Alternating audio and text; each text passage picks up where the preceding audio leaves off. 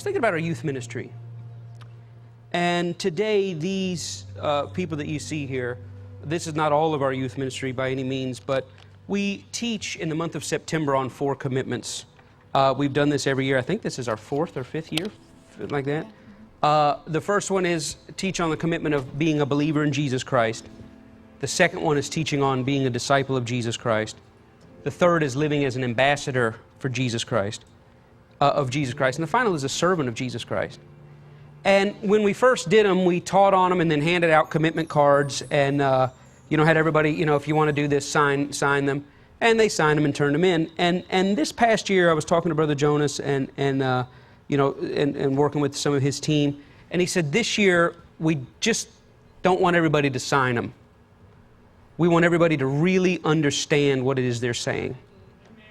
And so, it was not just, oh yeah, sign it and turn it in. But do you understand what you're committing to? Do you understand who you are saying that you are? And I will tell you this, out of any youth ministry, to find over 100 kids that without being pressured or coerced will sign a piece of paper that says, I am a believer in Jesus Christ, I'm a disciple in Jesus Christ, I'm an ambassador in Jesus Christ, I'm a servant of Jesus Christ.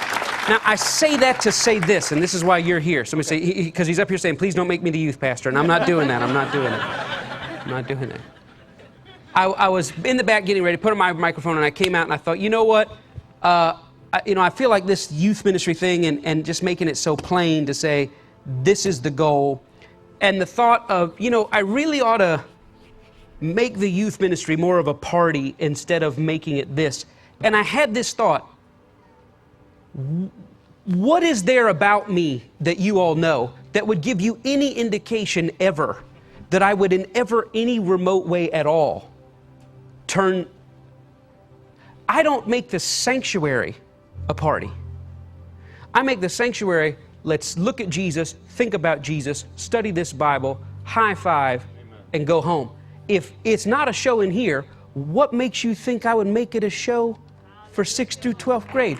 The Word of God is what changes lives.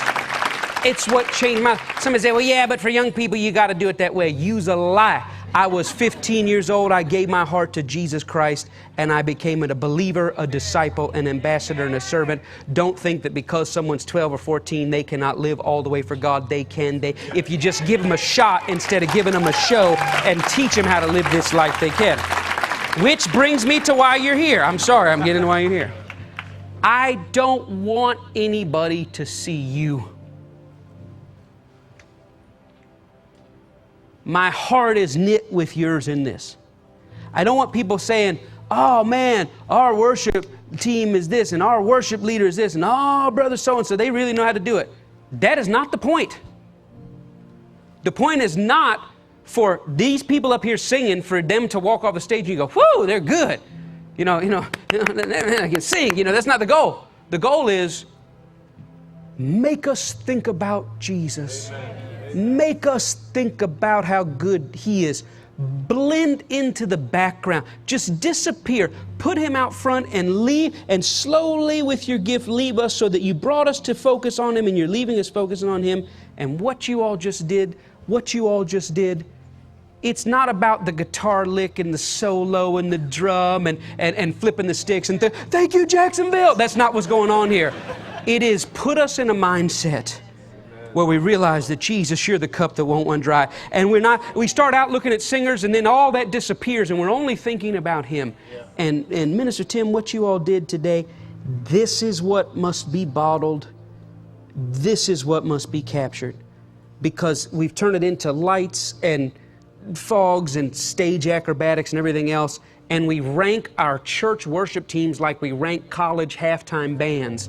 And it is not the goal to say our band can throw down. That is not the goal. The goal is that the instrumentalist and the singers disappear and the only one left in the light is Jesus in His glory. So thank you for doing exactly what I want you to do. I really appreciate it. Thank you very much. Thank you. Bob, your band, everybody, thank you all. I don't like, you can listen, you can get 12 for 10 cents musicians. You can get them bad, they can, and you walk out saying, man, that guy, it's not about that guy. It's about the only one, Jesus Christ. And when I hear those ladies and those guys sing, they're not up there trying to impress you. They're up there trying to say, how can we make this where we can not usher His presence in. His presence is here when we all came here, but take every distraction out of the world, and that it's only Him that remains.